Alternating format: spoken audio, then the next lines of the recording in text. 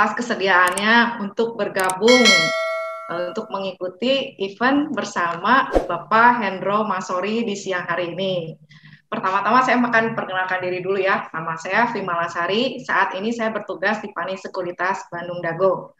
Di Pani Sekuritas juga kita opening account tuh sekarang udah bisa online. Terus kita juga karena sekarang semua bisa online, kita juga ada fitur yang namanya conditional order. Conditional order jadi kayak disebut auto order gitu ya. Kalau dulu mah biasa disebut robot trading.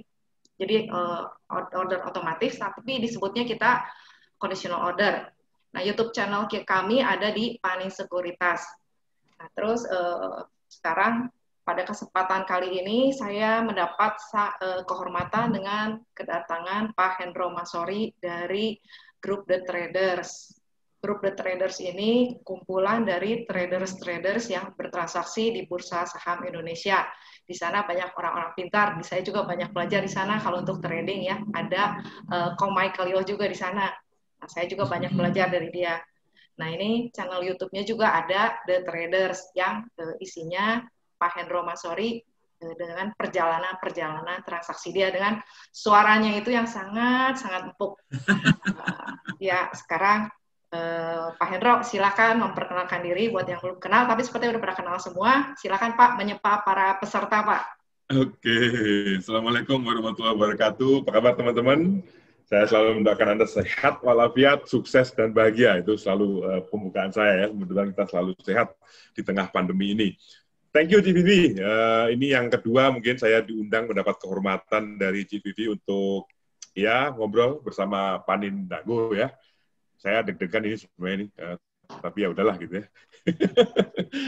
Teman-teman mungkin yang belum kenal, karena saya juga orang baru sebenarnya di bidang market edukasi ya. Nama saya Hendro Masori. Saya membuat grup The Traders itu 1 Agustus 2020 kemarin. Jadi sekarang mungkin sekitar 4 bulan lebih sedikit ya, 1 Desember kemarin 4 bulan. Membernya sekarang udah hampir 9.000, 8.900 sekian. Jadi seperti yang TV bilang tadi, saya mencoba untuk menjadikan grup ini, visi saya adalah grup ini jadi tempat belajar bareng-bareng, terutama yang newbie ya, teman-teman yang baru masuk, yang nggak tahu mesti arahnya kemana, segala macam. Mudah-mudahan grup yang saya bentuk ini menjadi tempat untuk belajar yang baik lah gitu ya. Jadi saya jagain tiap hari. Kalau ada yang ngaco-ngaco ya saya kikin aja, saya kentang-kentangin aja, saya mau dimaki-maki terserah gitu. Yang penting saya menyediakan wadah yang nyaman untuk teman-teman. Dan juga visi saya waktu itu adalah semoga juga suhu-suhu yang lain mau bergabung dan berjoin atau di situ juga menyumbangkan lah ilmu-ilmunya, apapun itu ya. Dan sekarang ada dari awal saya start mungkin bareng sama Michael Yo ya. Jadi ini termasuk satu panutan saya juga, Ko Michael Yo ini. Kemudian terakhir-terakhir bergabung juga ada Cirita, ya ada banyaklah di situ ya, ada Pak Hermanto Sardan, ada Mas Frans Wiguna, ada Mas Wira, terakhir Coai juga gabung di situ gitu. Jadi teman-teman kalau mau belajar banyak ya silakan bergabung ya. Itu terbuka untuk siapa saja. Kemudian di situ juga ya, tapi jangan berharap bahwa semua suhu-suhu ini akan ada tiap hari teman-teman, ya namanya mereka juga punya kesibukan masing-masing ya, tapi ada kalanya lah gitu, suka mampir, ngasih sesuatu, dan ini memang cita-cita saya dulu gitu, GVV. Jadi grup ini nggak cuma tradersnya yang banyak, tapi suhunya juga banyak gitu, jadi mereka bisa berinteraksi di dalam grup saya. Saya nggak mau nyanyiin stock pitch, enggak, cuman ini maksudnya versi kecil di mana kita lebih akrab, lebih apa gitu ya, dan saya mengurangi vibe-vibe yang nggak enak gitu, yang celah-celahan, pamer-pameran, nggak. Di grup saya nggak ada gitu. Jadi teman-teman yang baru bisa nyaman, nggak akan dibully, saya jamin gitu ya. Kalau ada yang bully, kasih tahu saya keluarin dari situ gitu. Jadi kira-kira itu. Kemudian yang nggak suka di Telegram, saya juga ada IG, itu di thetraders.saham, silahkan bergabung di sana juga. Dan yang terakhir mungkin yang paling sering saya gunakan juga, yaitu untuk edukasi, itu paling gampang orang Indonesia kan dengerin ya, dengerin video. Jadi ada di YouTube The Traders TV namanya, with Hendro Masori. Nah itu banyak banget hal-hal yang saya, ya belum banyak sih, saya baru mulai bulan September, jadi ada baru beberapa video ya, paling 20-an. Tapi video-video ini mudah-mudahan bermanfaat bagi teman-teman yang pemula. Itu mungkin pendahuluan dari saya. Ya, makasih Pak Hendro ya. Ya jadi saya juga kan awalnya gitu ya. keterbatasan pengetahuan saya kan terbatas, tapi saya bisa usaha cari narasumber yang lebih kompeten dari saya. Jadi saya berusaha jadi penyalur ya gitu, namanya juga broker ya, calo. Jadi calo ilmu juga. Nah dari narasumber ini juga saya belajar banyak malah ya. Nah ini kan Pak fenomena sekarang nih kan ya Pak, karena bursa kan dibilangnya Ya, tahun ini kan memang beda sama siklus tahun-tahun sebelumnya ya. Yang biasa November itu kan merah, terus tapi tahun ini kita memang beda karena memang tahun ini juga ya. kita ketemu corona yang memang nggak setiap saat ada. Nah ini fenomena yang beda ini ya kita sebutkan pasarnya jadi sorry, suara saya jelas gak ya? Agak putus-putus, tapi masih dengar, saya masih bisa ngikutin. Jelas ya Pak. Oke, saya mungkin Ya, ulang sedikit ya. Ya tahun ini kan mungkin karena corona juga kan jarang datang muncul baru sekarang. Jadi memang siklus tahun ini memang berbeda dengan tahun-tahun sebelumnya ya Pak.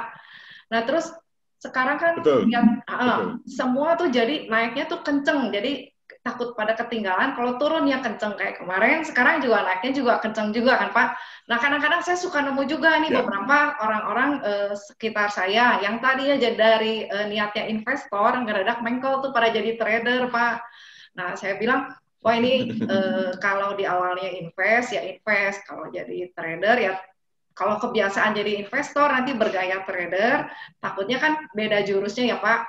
Nah makanya saya kepikiran ya. ini trading di market bullish ini saya mesti mencari narasumber yang benar-benar kompeten yang udah pernah ngelewatin. Nah ini salah satunya Pak Hendro. Coba Pak, saya mau minta tip dan triknya nih. Kalau di pasar bullish itu mesti gimana? Kan kadang-kadang ada yang bilang gini, awas FOMO, FOMO. Nah malah orang kalau nggak FOMO Ya, itu kan kalian belum ngerti kan fear of missing out ya. Tapi sebenarnya kalau ya, market lagi bullish kita nggak FOMO, nggak fear ya. of missing out, nggak berani ngejar atas, Jalan malah ya. kitanya bengong kan ya kata bapak Ya, sedia remason ya. yang banyak Pak.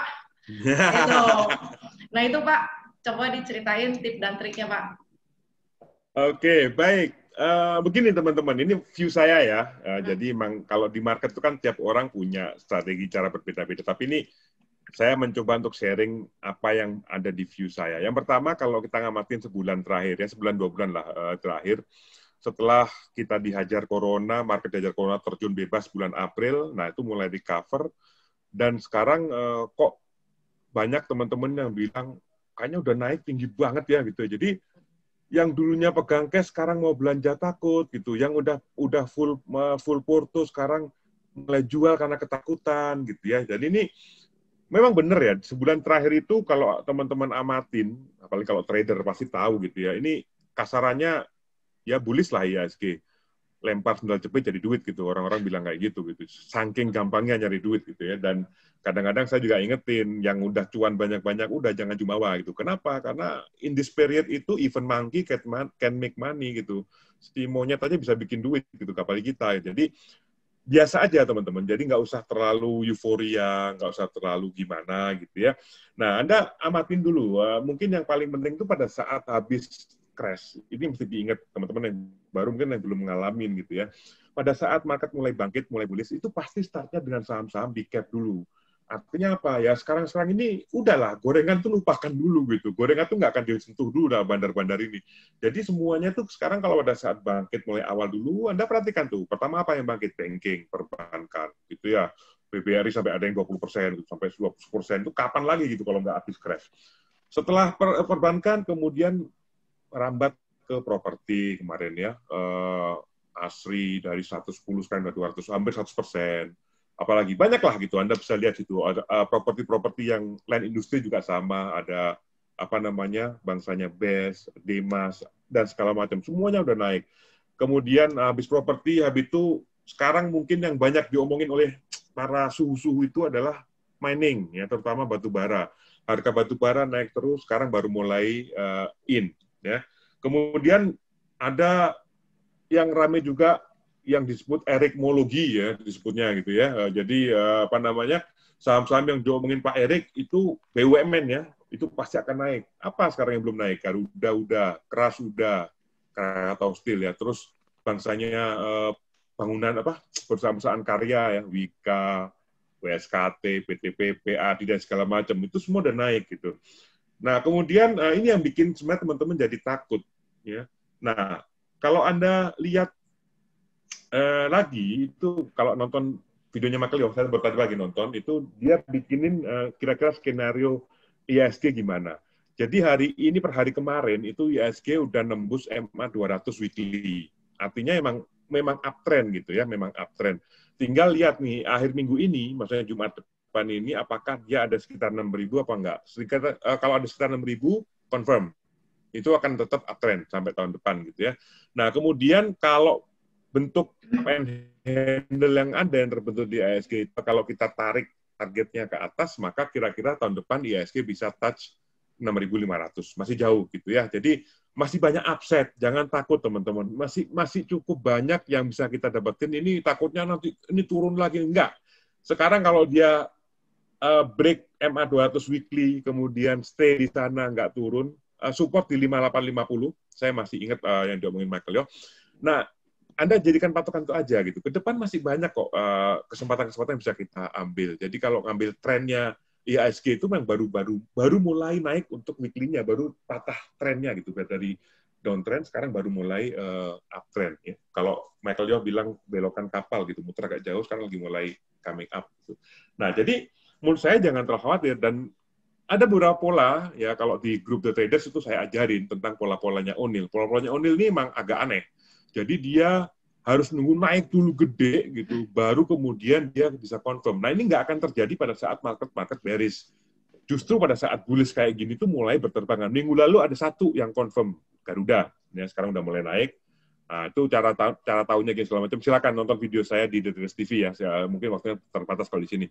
Di sana saya jelaskan semua. Kalau kurang nanti masuk ke The Traders Telegram, kita diskusi di sana. Kemudian minggu ini ada yang calon untuk SSP saya sebutnya, Short Structured Pattern. Itu ada IMAS, ada SMBR. SMBR belum confirm aja udah larinya nggak karu-karuan gitu. IMAS juga udah naik juga gitu. Nah, minggu depan itu saya udah identifikasi lagi ada sekitar 6 saham lagi yang akan bakal bisa membentuk SSP juga. Jadi makin ke sini makin banyak, makin naik makin banyak kalau pakai pola-pola langkahnya O'Neill. Saya belum nemu yang namanya HTF ya. Kalau teman-teman pengen tahu high tide flag itu apa, silakan dilihat video. HTF itu pola langkahnya O'Neill yang nggak pernah gagal, 100% berhasil. Kalau itu ada, saya jamin pasti berhasil. Itu udah bertahun-tahun itu nggak pernah gagal. Tapi ya kalau 5% ya, kalau 5% pasti berhasil. Kemudian kalau 10% ke atas itu ada sekitar 80% yang berhasil. Jadi ada, tapi nggak ada yang gagal. Jadi kalau itu yang kayak gitu yang harus kita tanamkan di kita bahwa belum terlalu terlambat gitu ya. Kemudian kalau strategi tadi Cik Vivi nanya ya, strateginya gimana? Saya setuju sama Cik Vivi. Orang kalau biasa invest gitu ya, biasa jalan kaki, kalau suruh naik mobil F1 ya nggak bisa sih, susah gitu ya, nabrak-nabrak nanti kemana-mana. Sama udah yang invest aja udah gitu. Stick dengan sesuatu yang Anda udah nyaman, nggak apa-apa. Kalau mau ikut-ikutan pesta yang cepet-cepetan ini gitu, yang instant ini katakan dalam tanda kutip ya boleh, tapi mungkin jangan semuanya. Nanti sama tadi analogi saya, Anda biasa jalan kaki pelan-pelan, yang penting sampai tujuan. Nanti saya bisa lebih jauh lah daripada orang yang naik mobil tabrakan dulu di tengah gitu, misalkan gitu kan. Tapi suruh nyetir F1 sekarang kenceng-kencengan gitu, balap-balapan agak susah. Ya emang agak susah. Jadi kalau ngomong traders yang kayak saya, makanya grup saya kasih nama traders karena memang nggak ada ngomongin LK di situ. Emang semuanya trader, semuanya pembalap semua gitu. Pengennya cepet-cepetan. Kasarnya gitu ya. Nah, untuk traders yang memang fast trade ya, memang trading cepat, itu gampang sebenarnya triknya. Ya Anda ini mau pesta ya, Ci ya. Kita mau pesta, ya janganlah ke tempat-tempat yang sepi gitu. Cari tempat-tempat yang ramai, yang banyak orang. Pesta nggak ada yang sepi, Bos. Pesta tuh ciri pertamanya banyak orang. Coba cek dulu tempat-tempat yang banyak orang. Nah, di situ Anda masuk, cek ada pesta apa enggak. Nah, kalau pesta dalam ruangan, itu kan ada kumpulan-kumpulan, nanti ada yang heboh di sana, ada yang nggak terlalu heboh, ada yang makan sendiri di pojokan. Nah, yang penting dulu nyari tempatnya dulu, sektornya dulu yang Anda, teman-teman harus tahu. Ini sektor apa yang sekarang lagi gerak. Nah, Ci, ini sekarang itu saya liatin gitu, kadang-kadang yang pakai LK, kalau dipakai di saat sekarang, itu pada ngamuk gitu, yang ini gimana sih asli kemarin ya, LK keluar busuk banget nih Pak, tapi masa besoknya arah gitu. Nah itu kan ya artinya memang saat ini sentimen pestanya itu bukan dari LK gitu ya, malah kadang-kadang ini saya juga ingatkan nih, Ji, mumpung ada kesempatan, teman-teman ini sekarang euforia yang berlebihan. Maksudnya gini, kalau saya tuh masih disiplin ya, ada news nih, ini bakal ini, Kak, kemarin vaksin datang segala macam, saya masih cek chart lah gitu malamnya. Paling nggak malamnya saya lihat chartnya, ini kira-kira ada potensi apa enggak. Ini sekarang banyak teman-teman trader yang nggak pakai chart, nggak pakai LK, nggak pakai pokoknya denger news, hajar paginya HK, merem gitu. Ya sekarang bisa, tapi nanti suatu saat ada titik di mana pada saat balik, itu nanti cuan-cuan Anda yang ngumpul yang sekarang dikit-dikit ini, itu bisa amblas sehari, Bos. Saya ingetin, itu pengalaman saya. Jadi tetap teman-teman, Anda tuh harus disiplin gitu ya. Jangan sementang bahwa ini news. Kasarnya news sekarang kalau ada 10 news, yang 9 pasti naik, pasti arah gitu. Jadi teman-teman sekarang ngawur, Ji. Pokoknya ada news apa-apa, hajar aja dulu gitu. Nanti kalau udah mulai turun, baru liatin chartnya gitu. Nah, ini kebalik gitu. Nah, tapi intinya gitu teman-teman. Cari sektor dulu, teman-teman, sektor yang mana yang menarik, yang rotasinya mulai jalan. Nah, mungkin salah satu yang saya pakai, saya gunakan sekarang adalah pakai namanya relative rotation position, ya. Rotation data saya lupa namanya, RRG lah, yang kayak cacing-cacing itu lah, gitu ya. Cacingmologi, Pak.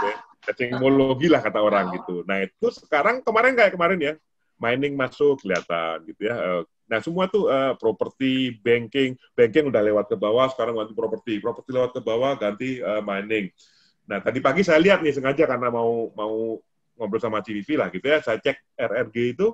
Nah, yang sekarang itu baru masuk ke kuadran yang leading itu adalah agriculture. Jadi itu ya bangsanya CPO dan segala macam. Dan harga CPO kan juga lagi naik tinggi gitu ya. Nah, itu mungkin juga bisa ke depan dijadikan sebagai pilihan teman-teman untuk bisa juga merasakan IH-IH di zaman sekarang itu yang lagi happening ya. Kan banyak juga pertanyaan sama Kak Vivi tadi, Pak saya udah beli, saham saya nggak jalan-jalan, saya manyun aja lihat orang iya gini kanan gitu ya.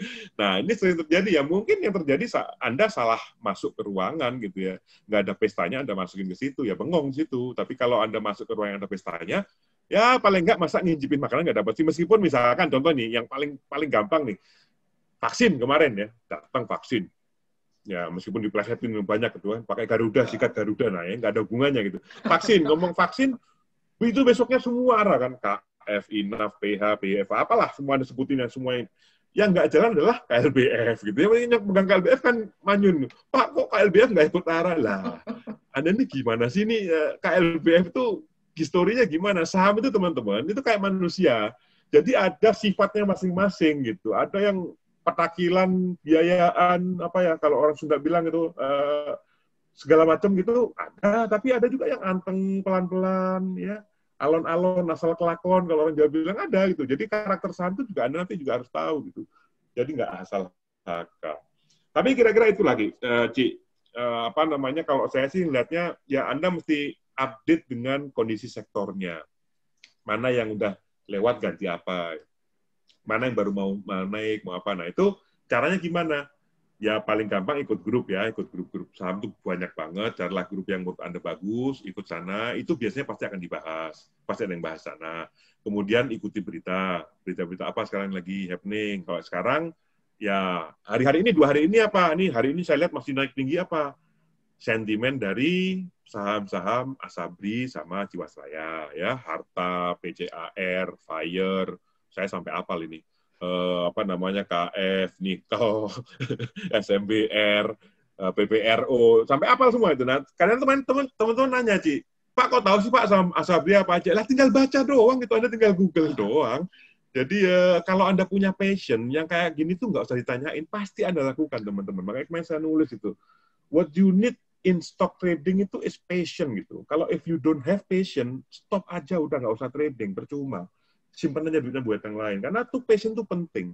Untuk ada eager nyari tahu, ada segala macam, itu passion teman-teman. Itu yang harus Anda miliki kalau trading saham. Penting sekali. Kira-kira itu dulu, Ci. Ya. Makasih, Pak. Panjang, Pak. Saya coba ya? patah-patah ya. Kan berarti kan kalau investor sama trader juga sebenarnya harus aktif cari berita, cari news, terus kira-kira kita cari posisi gimana, nggak bisa ngarepin orang ngasih terus gitu kan Pak, harus aktif juga kita kan ya, gitu ya. Jadi kalau misalnya ada terima berita, kita juga mesti cek sendiri juga, jangan telan mentah-mentah, sesuai nggak sama risk profile kita gitu ya Pak. Betul. Nah terus, soal yang tadi investor sama trader, kalau saya bilang mungkin kalau yang memang nyaman jadi investor, kalau pengen trading ya porsi kecil lah, minimal senyaman mungkin. Biarlah kami para trader menaikkan porto pemilik para investor. Kan kita kan investor sama trader kan bagi-bagi tugas kan sebenarnya ya Pak. Kalau lagi turun investor yang nada, yang ngumpulin, kalau lagi naik trader yang ngangkat kan. Kita jadi punya bagi-bagi tugas sendiri-sendiri kan. Jadi kita pandangan berbeda itu kan jadi malah yang bikin bursa pasar itu selalu ada supply demand yang bikin pergerakan harga kan itu ya Pak. Jadi biarlah jadi trader-trader, investor-investor berperan dengan tugasnya masing-masing. Karena itu kalau trader dibujukin jadi investor akan bisa, investor dibujukin jadi trader juga nggak bisa. Cuman mungkin porsinya dibagi ya Pak. Kalau yang biasa jadi trader ya mungkin investnya dikecilin. Kalau yang jiwanya memang trader ya investnya dikecilin. Mungkin kayak gitu ya Pak. Ya. Terus sama ini tadi saya tanya apa lagi ya sebentar, Pak. Kalau misalnya nih ya, kan kasarnya tadi kan Bapak bilang Pak yang lagi rame lihat di pesta kumpulan orang rame. Nah itu kalau misalnya orang kan sekarang ramenya zaman dulu tuh Pak perpindahan dari BlackBerry ke iPhone tuh Pak. Nah, kalau udah zamannya orang udah dagang iPhone, kita jangan maksain dagang BlackBerry. Nah, kayak gini nih sekarang kan, sektor yang lagi hotnya kan sekarang berarti kan farmasi, terus karya, konstruksi ya, mining masih, terus komoditas seperti ya Pak. Nah, udah kita juga baru masuk. Ya kita ikut aja yang menang, jangan ngarep yang memang biasa sahamnya goler-goleran gerak juga gitu ya Pak. Jadi ya kita ngikutin pasar, bukan pasar mesti ngikutin view kita. Jangan bilang ini kok laporannya bagus tapi kok nggak naik-naik. Terus udah gitu kita masih bingung juga kan laporannya jelek kok naik gitu ya Pak. Jadi kita nggak dilema terus ngambil posisi terus gitu. Kalau sekarang kan memang kondisinya memang digerakinnya lebih dominan sama momentum ya Pak.